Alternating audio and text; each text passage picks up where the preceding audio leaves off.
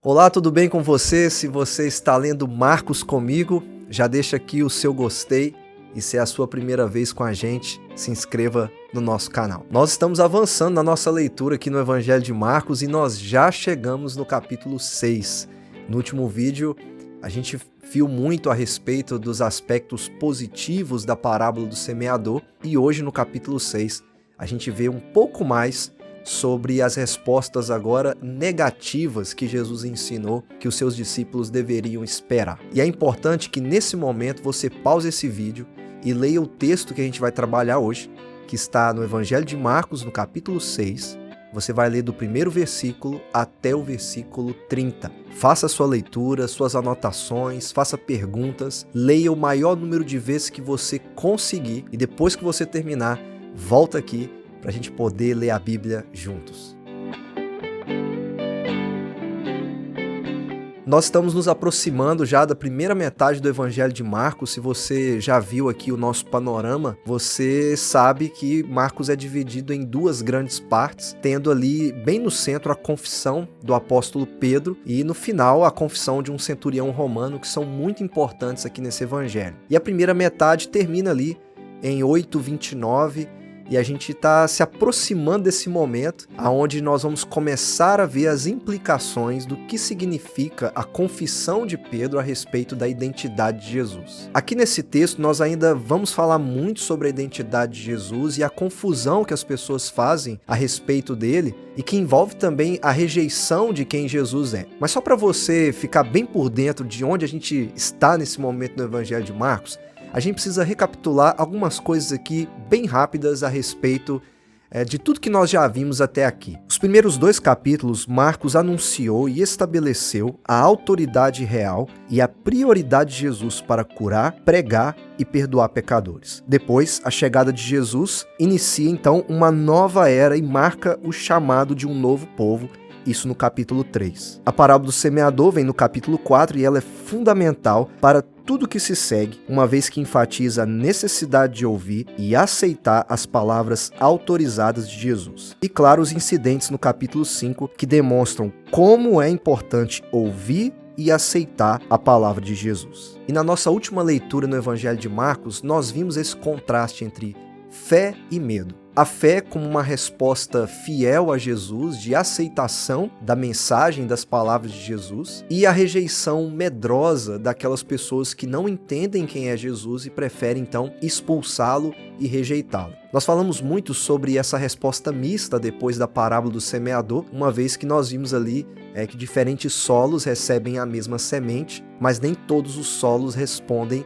com frutificação. Na verdade, um único solo responde com frutificação e os demais solos são infrutíferos. E nós trabalhamos muito a ideia de que só existem 2 respostas à mensagem de Jesus. Ou ela é frutífera ou ela é infrutífera. E no final do capítulo 4 e por todo o capítulo 5, nós trabalhamos então a necessidade de responder com fé a Jesus, fazendo isso uma vez que ouvimos as palavras de Jesus. Então olha só que interessante que nada no Evangelho de Marcos aqui é por acaso. Tudo está bem ordenado e estruturado de uma maneira a passar uma mensagem. Então Jesus falou sobre a importância de ouvir e depois ele fala sobre a importância de responder com fé àquilo que estamos ouvindo dele. E aí nós vimos então essa resposta mista de fé e medo, sendo que a fé é a resposta correta, a resposta que Jesus espera de nós. E hoje, o que será que a gente vai ver aqui no capítulo 6, que é um capítulo muito interessante porque ele traz um tema que é muito difícil da gente poder aceitar e trabalhar, mas é um tema que existe no Evangelho, e a gente vai começar a ver aqui, através de outros incidentes, os aspectos mais negativos da parábola do semeador,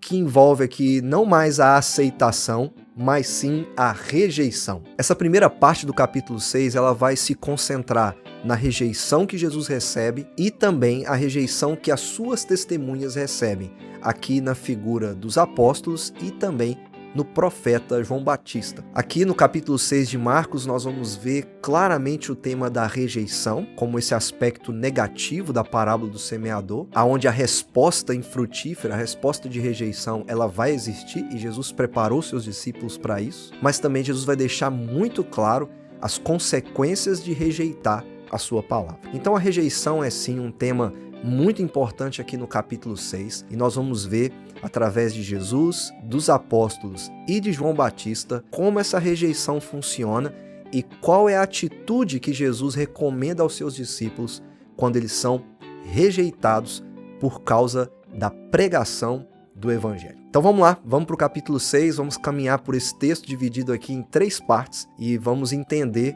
por que Jesus precisa ensinar os seus discípulos sobre a rejeição, ou pelo menos prepará-los para isso. A primeira parte desse texto ela é muito interessante porque toca em algo que talvez eu e você já passamos alguma vez na vida. Você já deve ter ouvido aquele ditado que santo de casa não faz milagre. E aqui Jesus está na sua própria terra, entre pessoas que o conhecem, que estão familiarizadas a ele, e ele é rejeitado por essas pessoas. Por isso, a primeira parte desse texto, que vai até o versículo 6, nós encontramos que Jesus é rejeitado. Nós já aprendemos aqui no Evangelho de Marcos que à medida que Jesus vai trabalhando e exercendo o seu ministério, a fama também dele vai crescendo cada vez mais. Mas é impressionante para nós que na sua própria terra ele não seja tão famoso assim, ou não seja tão conhecido assim. Na verdade, as pessoas até admiram a sabedoria dele, a inteligência dele, mas há aqui nesse texto um certo desprezo das pessoas por estarem muito familiarizadas a Jesus. A gente vai perceber isso no texto aqui, nesses primeiros 6 versículos. E como não é de se estranhar, a gente já é informado aqui bem no início de que Jesus continua firme na sua prioridade, que a gente já aprendeu aqui no Evangelho de Marcos, que é a pregação e o ensino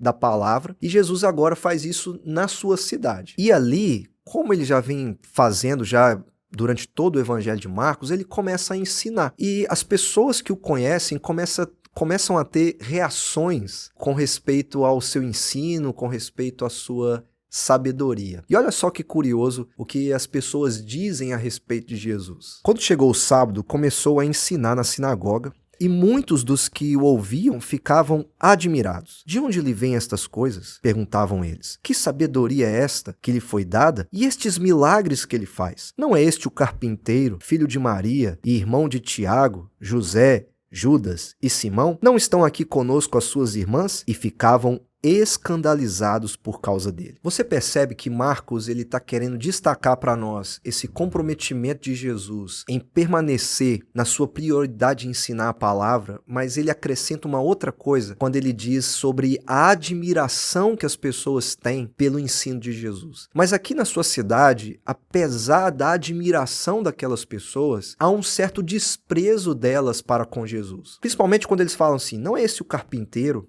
Não é esse o filho de Maria? Não estão aqui seus irmãos, suas irmãs? Esse não é a pessoa que nós conhecemos? Como um simples carpinteiro pode ser tão sábio? Como o filho daquela mulher que nós conhecemos pode ser tão inteligente, pode ter palavras tão cheias de autoridade? Então, esse questionamento das pessoas, na verdade, esconde um tom muito pejorativo a respeito de Jesus. Ou seja, eles são familiarizados a ele e essa familiaridade os fazem rejeitá-lo, porque eles não conseguem entender como alguém como Jesus pode ser o que é, pode estar falando o que está ensinando para eles e pode fazer aqueles feitos como ele faz. Então há sim rejeição e desprezo pela pessoa de Jesus e pelo ensino de Jesus. E mesmo que exista admiração, e isso aqui vai ser muito importante no texto, porque nós vamos ver que há outra pessoa que admira muito o ensino da palavra, mas que não quer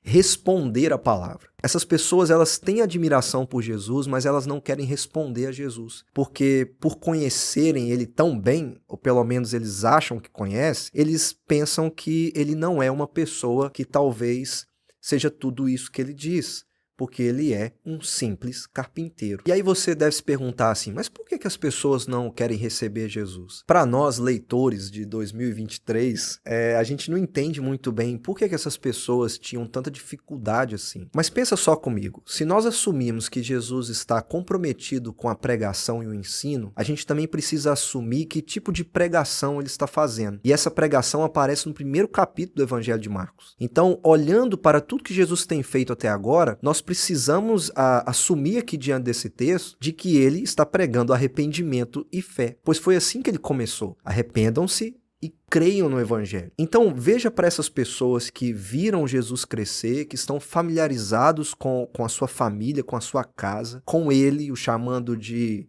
carpinteiro. Agora, ouvindo deste carpinteiro que eles precisam se arrepender e crer nele, porque ele é o Filho de Deus e ele é aquele que veio salvá-los. Então essas pessoas, elas ficam admiradas, mas elas não reconhecem a identidade de Jesus. Eles só a enxergam como o carpinteiro, mas não como o Salvador do mundo. E apesar da fama de Jesus estar crescendo cada vez mais, aqui na sua própria cidade, ele é rejeitado por aqueles que estão familiarizados a ele. No fim de tudo, quando eles falam assim, não é este o carpinteiro que a gente conhece, na verdade, só mostra para nós o quanto eles rejeitam a Jesus e mostra também o quanto eles não conhecem a identidade de Jesus. Nós continuamos aqui no Evangelho de Marcos com esse tema da identidade, onde você tem pessoas equivocadas a respeito de quem é Jesus e outros que sequer sabem quem ele é. Eles não conseguem ver além do carpinteiro, eles não conseguem reconhecer a identidade de Jesus como rei, a identidade de Jesus como filho de Deus. E tudo que eles fazem são conexões com a sua família, ao invés de ouvir as suas palavras e responder com fé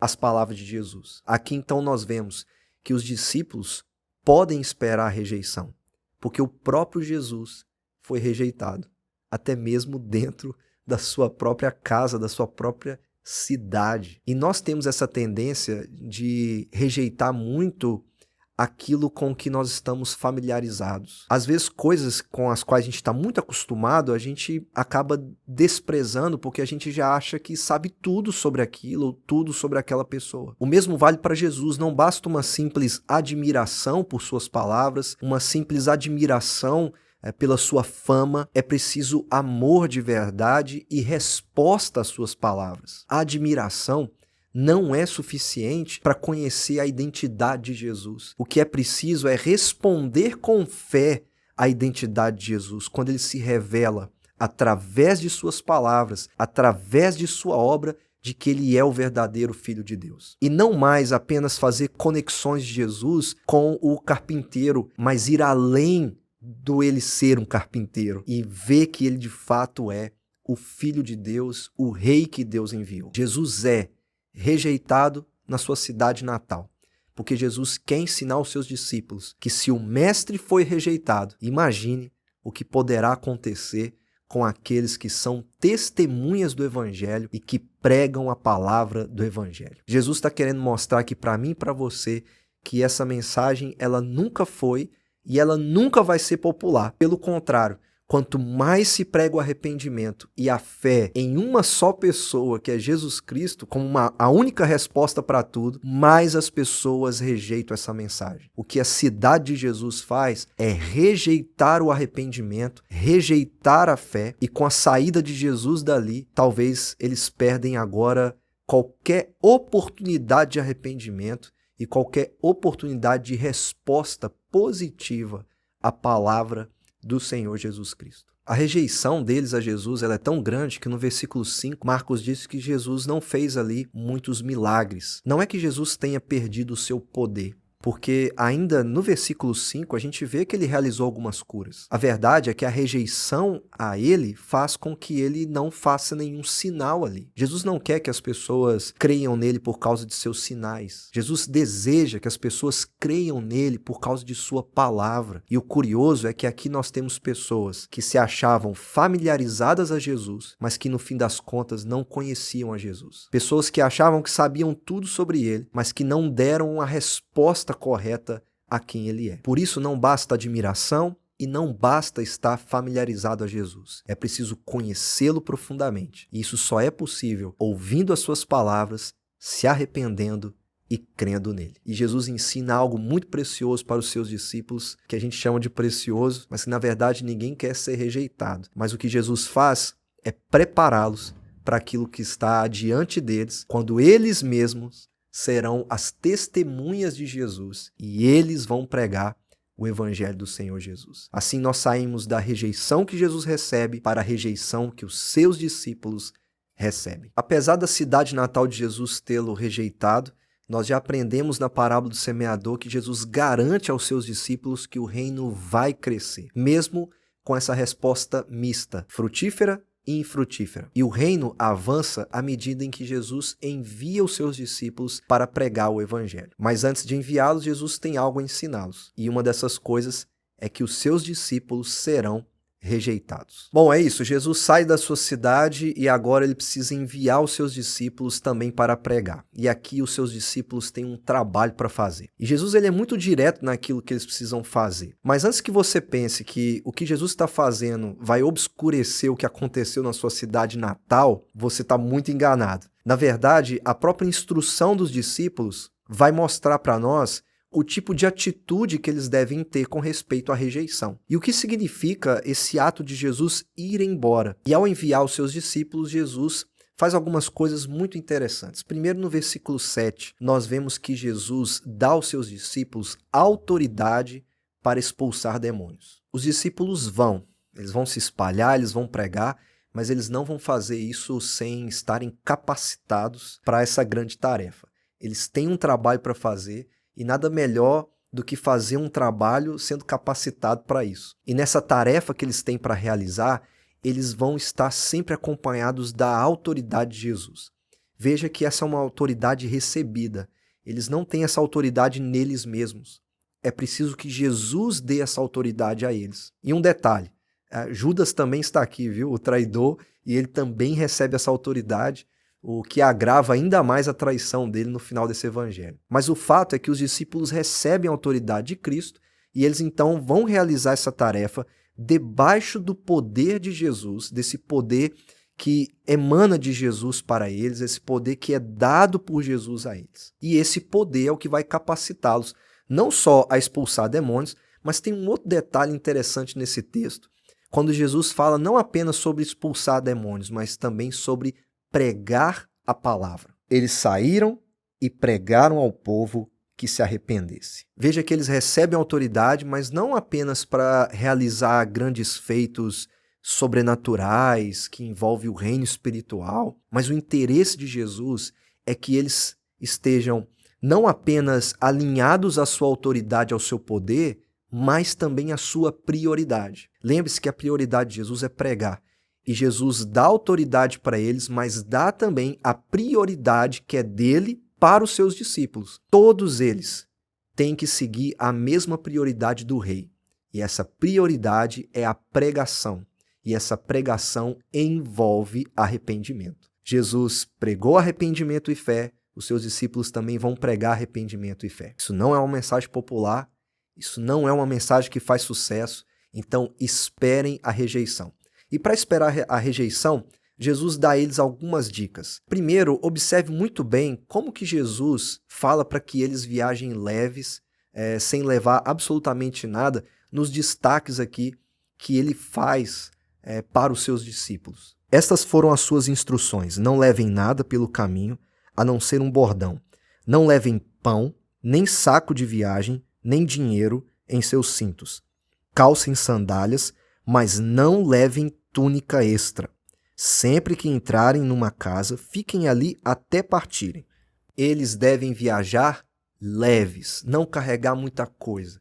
Jesus enfatiza assim: viagem sem pão, sem isso, sem aquilo outro, mas também há algo de gratidão e algo de satisfação. Quando vocês entrarem numa casa, estejam satisfeitos com aquilo que vocês recebem. Não há apenas esse sentimento de gratidão e de satisfação com o que tem, como também o de dependência de Jesus. Eles vão fazer essa tarefa debaixo da autoridade de Cristo, mas eles também precisam fazer isso na dependência de Cristo. Nós vamos ver mais à frente que eles são, por exemplo, incapazes de alimentar uma multidão que tem fome. Jesus é que precisa fazer isso por eles, porque eles são dependentes de Jesus. E aqui eles precisam ter esse sentimento de viajar leves, porque eles têm um trabalho para realizar, e fazer isso sendo gratos com o que recebem, satisfeitos com o que têm e dependentes do sustento de Jesus. Então são instruções muito importantes para os discípulos que não fazem isso sozinhos, sempre debaixo da autoridade de Jesus e cumprindo a prioridade de Jesus, que é pregar arrependimento e fé. Bom, mas aí a gente vê aqui, algumas pessoas vão recebê-lo, certo? Sim, algumas pessoas vão recebê-los, algumas casas vão recebê-los. Mas aí Jesus logo em seguida lembra eles a respeito da rejeição. E se algum povoado não os receber, nem os ouvir, sacudam a poeira dos seus pés quando saírem de lá, como testemunho contra eles. Alguns vão ouvir a mensagem que eles têm para ensinar, mas Jesus deixa bem claro que outros não. Haverão povoados, cidades, pessoas que não vão receber vocês e não vão ouvir vocês. Se Jesus foi rejeitado, ele precisa também preparar os seus discípulos para a rejeição. Isso é algo que eles precisam esperar. E Jesus já está falando isso desde o capítulo 4, quando ele falou de respostas mistas à mensagem do Evangelho, que é a boa semente que o semeador lança. Então Jesus não esconde nada dos seus discípulos. Existe dependência de Jesus, existe sustento de Jesus, existe o poder de Jesus, a palavra de Jesus, mas existe também a rejeição das pessoas que não querem ouvir as palavras de Jesus. Então não é só Jesus que é rejeitado, os discípulos também são.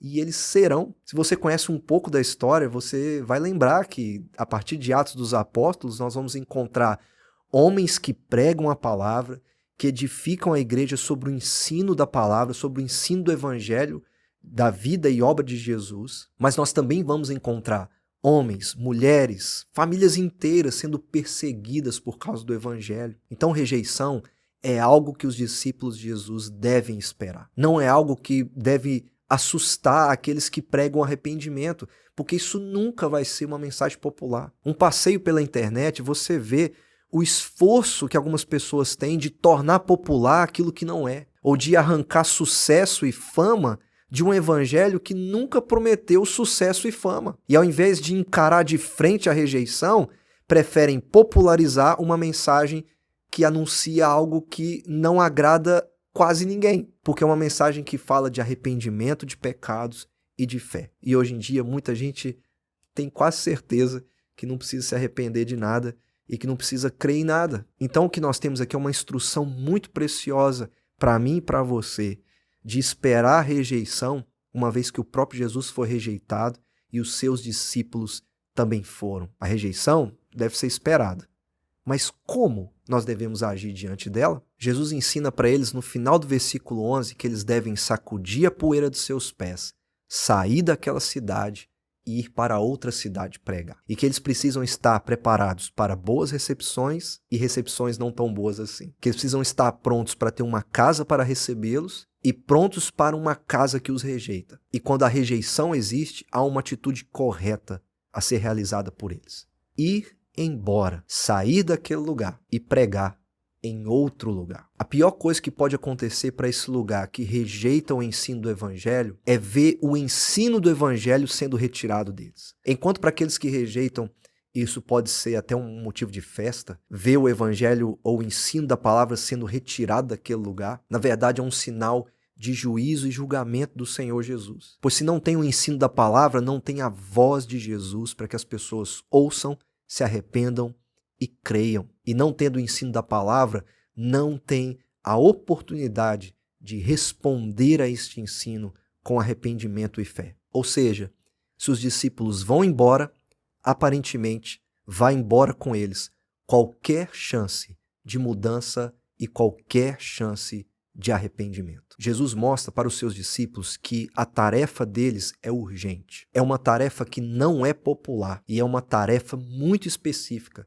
de anunciar arrependimento de pecados e fé no Senhor Jesus. E que aqueles que ouvem essa mensagem também devem responder com urgência, pois quando eles ouvem, essa é a oportunidade de responder às palavras de Jesus e ser transformado pelas palavras de Jesus. Jesus foi rejeitado, seus discípulos devem esperar a rejeição, e a última parte desse texto, nós vemos o último profeta do Antigo Testamento, quando Marcos reconta para nós a história de como João Batista morreu, para que a gente veja que o profeta de Deus é rejeitado. João Batista, agora ele reaparece de novo aqui no Evangelho de Marcos. A gente só viu João Batista no primeiro capítulo, ali bem no início, e em um momento ou outro apenas os discípulos de João Batista sendo mencionados ali pelos religiosos. E aqui Marcos, não de maneira cronológica, conta para nós a história de como foi a morte de João Batista. Mas Marcos não faz isso à toa, porque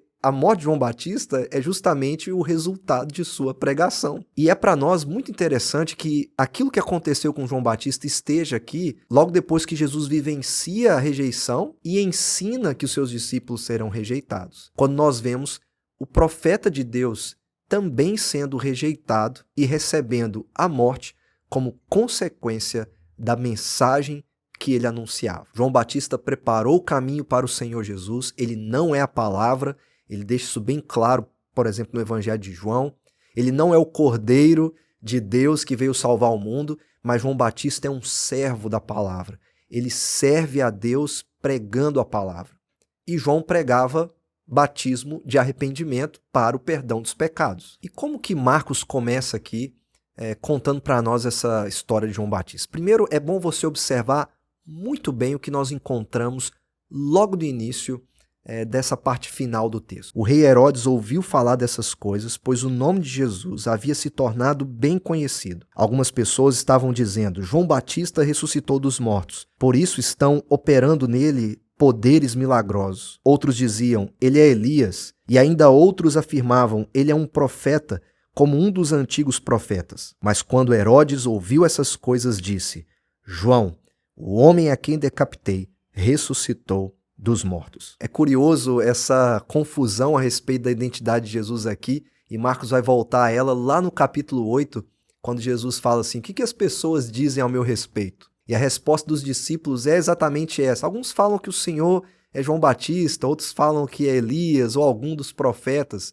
E aqui a gente continua vendo essa confusão que as pessoas têm a respeito da identidade de Jesus. E Herodes é enfático: é João, ele ressuscitou dos mortos. É por isso que ele faz isso. Nós vemos a fama de Jesus crescendo e também essa confusão que as pessoas têm.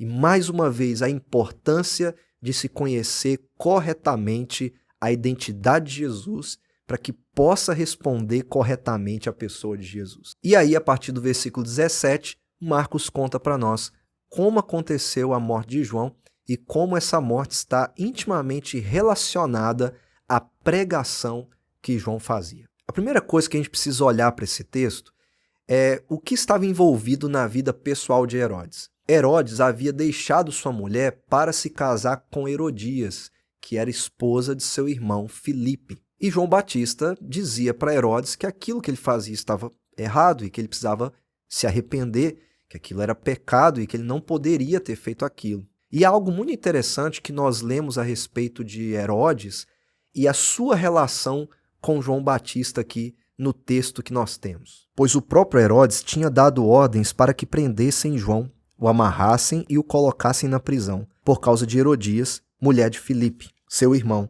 com a qual se casara. Porquanto João dizia a Herodes: não te é permitido viver com a mulher do teu irmão. Assim Herodias o odiava e queria matá-lo, mas não podia fazê-lo, porque Herodes temia João e o protegia, sabendo que ele era um homem justo e santo, e quando o ouvia, ficava perplexo. Mesmo assim, gostava de ouvi-lo. Olha só, João prega para Herodes dizendo assim: possuir a mulher do seu irmão não está certo. Você precisa se arrepender. Do outro lado, você tem Herodias, que odeia João e quer matá-lo. E aí você tem Herodes nessa relação muito estranha. Ele prende João para protegê-lo do fator Herodias. Ele não quer que Herodias o mate. E do outro lado, Herodes gosta de ouvir João. Curioso isso, né? Por que ele gosta de ouvir o profeta? Considera ele santo, considera ele um profeta de Deus, um homem justo. E se ele ouve as palavras de João, é porque ele está considerando aquelas palavras como palavras corretas, palavras sábias. Mas ele prefere prender João? Isso não te lembra um daqueles solos que Jesus falou? Daqueles solos que ouvem com alegria, mas quando vêm as pressões externas, as perseguições, os prazeres da vida, logo a semente morre? Herodes é um homem que até ouve com alegria o que João diz, ouve com uma certa satisfação o que João diz, mas ele não quer responder ao que João diz. Essa é a chave para entender o texto. Porque Herodes está ouvindo, mas ele não está respondendo. Ao invés de se arrepender, ele prefere prender João. Ao invés de abandonar o seu pecado e crer e mudar, ele prefere manter preso o homem que é justo e santo do que continuar ouvindo as suas palavras para que algo possa acontecer dentro dele se ele responder com arrependimento, de acordo com aquilo que João está pregando para ele. Veja mais uma vez que o que João prega não é popular, não traz sucesso para ele, não traz uma casa melhor para ele, um carro melhor, uma viagem para o exterior, traz uma cadeia para João e o perigo constante de uma pessoa que o odeia e deseja matá-lo. E o mais interessante disso tudo é que João não tem medo de Herodes. E você precisa saber que esse Herodes aqui é o filho daquele outro Herodes que mandou matar as crianças na noite em que Jesus nasceu. Aqui nós temos um homem rico, poderoso, capaz de ser violento, com uma história de violência na sua família, mas que isso não impede João de pregar a ele o que ele deve pregar, que é o arrependimento dos pecados. Então João Batista não tem medo de pregar e Herodes teme o que João prega e mesmo apreciando, mesmo sabendo que ele é justo e santo, ele o mantém preso. Mas aí acontece uma coisa durante uma festa que Herodes promove, que é a porta de entrada, um prato cheio para que Herodias então consiga satisfazer o seu desejo de ódio e de tirar a vida do profeta de Deus. Finalmente, Herodias teve uma ocasião oportuna.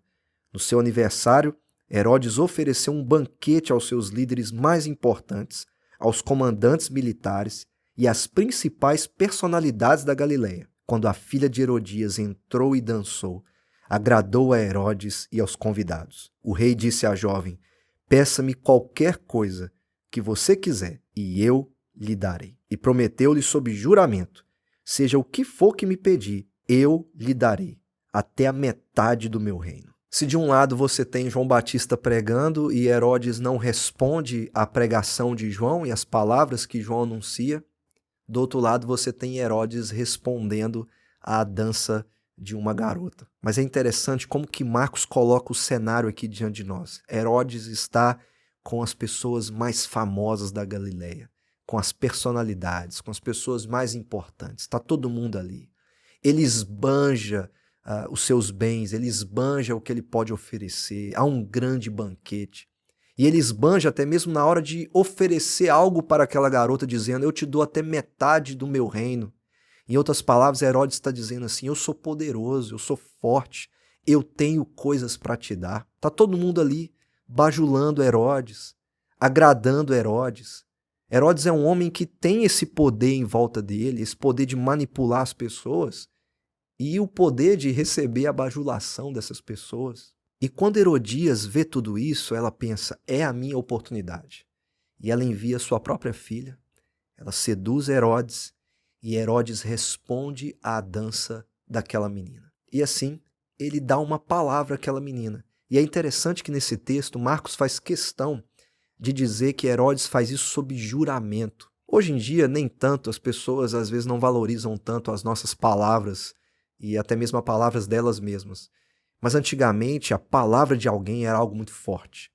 Alguém dar a palavra era como assinar um contrato, era como fechar um negócio.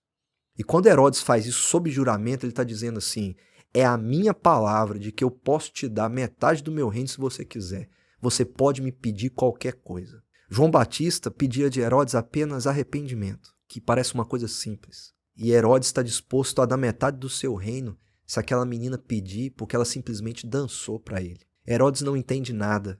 E apesar de toda bajulação e bens que ele tem para esbanjar, ele acaba cedendo a todo aquele envolvimento que acontece ali, e a oportunidade de Herodias então surge. E quando a menina pergunta à mãe: "O que pedirei?", a sua mãe então responde: "A cabeça de João Batista", respondeu ela. Imediatamente a jovem apressou-se em apresentar-se ao rei com o pedido: "Desejo que me des agora mesmo a cabeça de João Batista num prato." João Batista, profeta de Deus, homem justo e santo. E o que ele ganhou?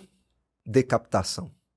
Foi decapitado e Herodes então manda que seja trazida a cabeça de João em um prato. Herodes oferece um banquete para os mais importantes e oferece o entretenimento que todo mundo quer.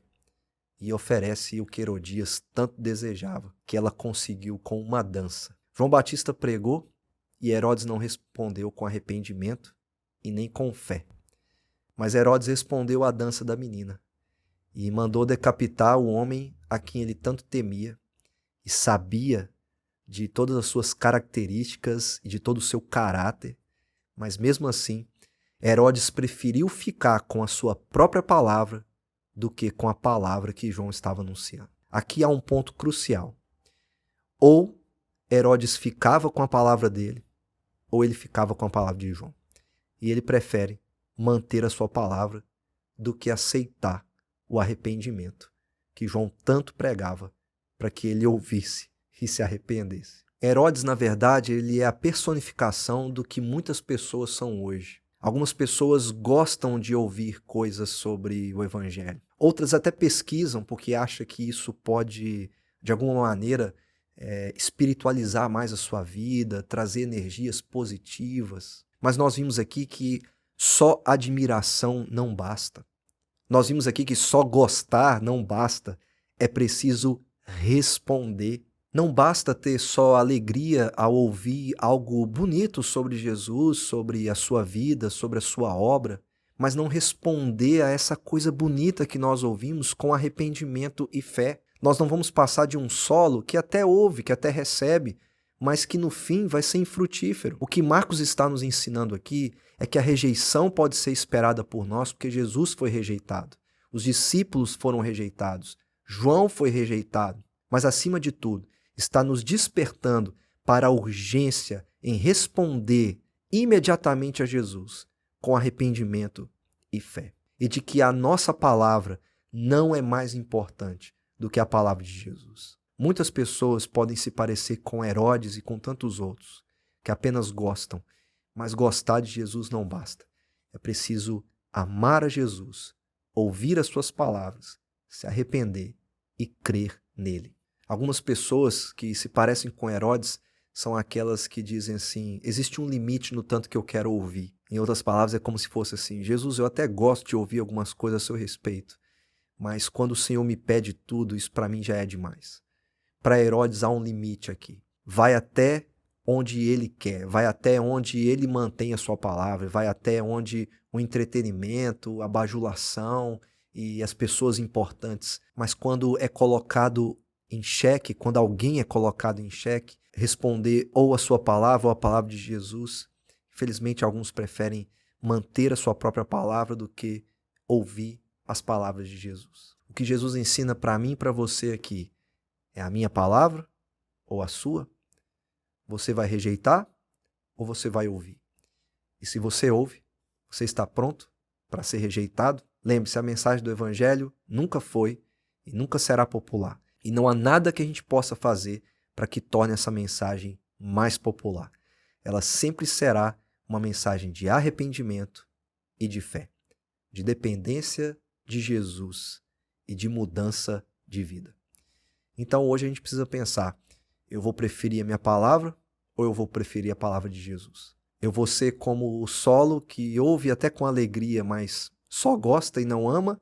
Ou eu vou ser como o solo bom que recebe e frutifica porque ouve de verdade e ama de verdade? Não basta só estar familiarizado com Jesus, é preciso conhecê-lo profundamente para ouvir com clareza e entendimento as suas palavras. No capítulo 4, nós aprendemos sobre a necessidade de ouvir as palavras de Jesus. No capítulo 5, nós aprendemos a necessidade de crer nas palavras de Jesus. E agora, no capítulo 6, nós vemos Jesus não negando os resultados negativos da pregação da palavra. Haverão pessoas que vão receber a mensagem com alegria e vão crer, mas haverão outras que vão rejeitar e nós vamos sofrer talvez graves consequências por causa disso. João recebeu em troca pela sua pregação não mais fama, como alguns buscam por aí, e não mais reconhecimento, mas recebeu uma cadeia e depois a morte. Literalmente, Marcos está mostrando para nós assim, você está pronto para perder o seu pescoço por causa do Evangelho? Você está pronto a arriscar tudo por causa da palavra? Bom, é isso que a gente pode aprender com esse texto. A nossa urgência em responder com arrependimento e fé, mas também o reconhecimento da existência da rejeição a uma mensagem que nunca foi e nunca será popular. E a nossa disposição em servir a Jesus, mesmo que isso custe o nosso pescoço. Custou tudo para João Batista anunciar o arrependimento e custa tudo para nós também anunciar o evangelho do Senhor Jesus. Mas no fim disso tudo, qual que é a esperança para nós? No último versículo, no versículo 30, Marcos nos conta que os discípulos retornaram e contaram tudo para Jesus. Eu acho fantástico como Marcos encerra isso aqui. Depois de falar de rejeição, de perigo, de morte e tudo que está relacionado a uma mensagem que não é popular, nós temos aqui um sinal de esperança no final desse texto. E que esperança é essa? É que apesar de toda a rejeição, eu sempre tenho um lugar para voltar. Eu sempre posso voltar para casa. Eu sempre posso voltar para Jesus e contar tudo para Ele. Eu sempre vou ter um ombro de um amigo que está pronto para me ouvir, a rejeição que eu recebi, as ameaças que eu recebi, porque Ele mesmo recebeu. Pois nós aprendemos aqui que começa com a rejeição de Jesus e termina com a rejeição do profeta de Deus. A gente vê que se estão fazendo isso ou farão com os discípulos e fizeram com João Batista, imagina o que farão com o Filho de Deus, que é Jesus Cristo. Mas o ponto alto aqui é perceber que a rejeição existe, mas que sempre há esperança para nós, porque nós sempre temos um lugar para voltar. E esse lugar é o Senhor Jesus, que está ali sempre pronto para ouvir tudo que passou com a gente, enquanto nós contamos para Ele tudo o que nós recebemos de ameaça e de rejeição enquanto pregamos a palavra. É sempre bom, em oração, apresentar diante de Jesus tudo aquilo que nos aflige, tudo aquilo que é ameaça para nós ou coisas ruins que nós recebemos, mesmo sendo justo, santo, fiel à palavra. Mas é bom saber que a gente tem um Salvador completo que está ali pronto para me receber e ouvir cada uma das minhas palavras com paciência e me ajudar, nutrindo e alimentando o meu coração com esperança. Então é isso, chegamos mais um texto do Evangelho de Marcos. Eu espero que você tenha lido esse texto todo comigo aqui. Se você chegou até aqui, deixa aí um comentário que você ouviu tudo e que você tem aprendido aqui com a gente. Isso ajuda bastante e eu vou fazer de tudo para poder tentar te responder. Se você tiver alguma dúvida, você pode também escrever aqui nos comentários. E se chegou até aqui também e ainda não se inscreveu, se inscreva, deixa um gostei para nós, que isso ajuda a gente a crescer. E eu espero você no próximo vídeo, quando a gente vai continuar aqui caminhando no finalzinho aí do capítulo 6, aonde nós nos preparamos para chegar na primeira metade do Evangelho de Marcos. Que Deus abençoe a sua vida, que você continue fiel e pregando o Evangelho, mesmo que isso custe caro demais. Que Deus te abençoe, te sustente, mesmo com as ameaças e rejeições que podem existir nesse mundo. Te espero então no próximo vídeo. Até a próxima. Um grande abraço.